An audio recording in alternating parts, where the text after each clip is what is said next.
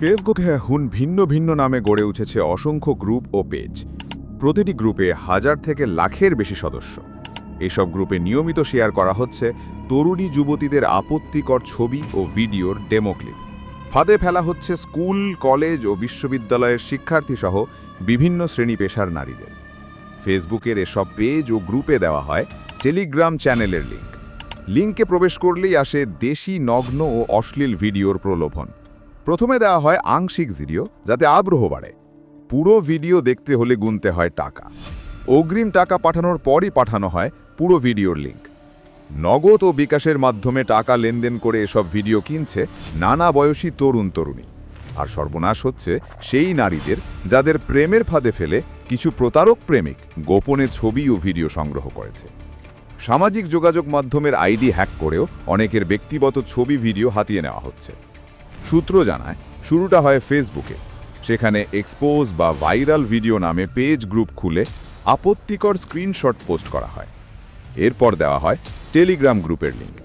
গ্রুপে প্রবেশ করলে দেখা যায় আংশিক ভিডিও, আর পুরো ভিডিওর জন্য দিতে হয় টাকা। প্রিমিয়াম নামে মাসিক বা বাৎসরিক সাবস্ক্রিপশনও বিক্রি হচ্ছে।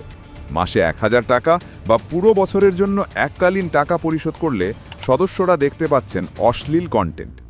অনেক সময় একজন নারীর ভিডিও 400-500 টাকায় বিক্রি হয়। ফেসবুক ও টেলিগ্রাম ঘেটে এমন বহু গ্রুপের সন্ধান পাওয়া গেছে।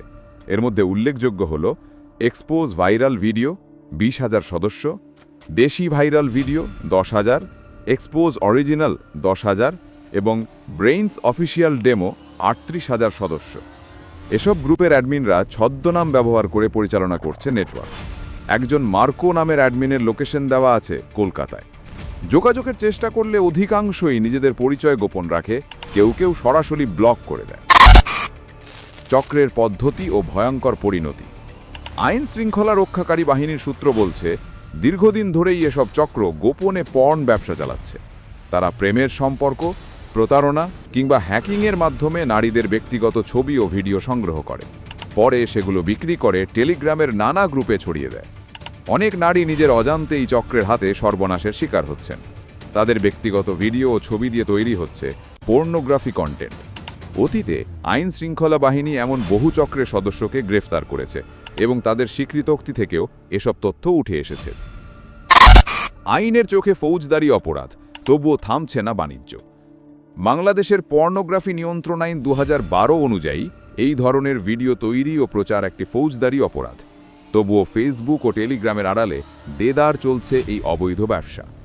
চক্রের সদস্যরা ভুয়ো নাম পরিচয় ব্যবহার করে থাকে। এমনকি বিকাশ ও নগদের অ্যাকাউন্টও খোলা হয় ভুয়ো তথ্য দিয়ে। ফলে তাদের শনাক্ত ও আইনের আওতায় আনা কঠিন হয়ে পড়ছে। এভাবে তারা শুধু অর্থ কামাচ্ছে না, বরং এক প্রজন্মকে অন্ধকার জগতে ঠেলে দিচ্ছে। আর যেসব নারীর ছবি ও ভিডিও ব্যবহৃত হচ্ছে, তারা চরম মানসিক আতঙ্কে দিন কাটাচ্ছেন। সাইবার পুলিশের কঠোর অবস্থান। ঢাকা মহানগর গোয়েন্দা police DB cyber and special crime বিভাগের উপপুলিশ কমিশনার হাসান মোহাম্মদ নাসের রেকাবদার বলেন, এই ধরনের অসংখ্য অভিযোগ আমাদের কাছে আসে। প্রতিটি অভিযোগ আমরা গুরুত্বের সঙ্গে দেখি এবং প্রয়োজনীয় ব্যবস্থা গ্রহণ করি। পর্নোগ্রাফি নিয়ন্ত্রণে আমরা কঠোর অবস্থানে আছি।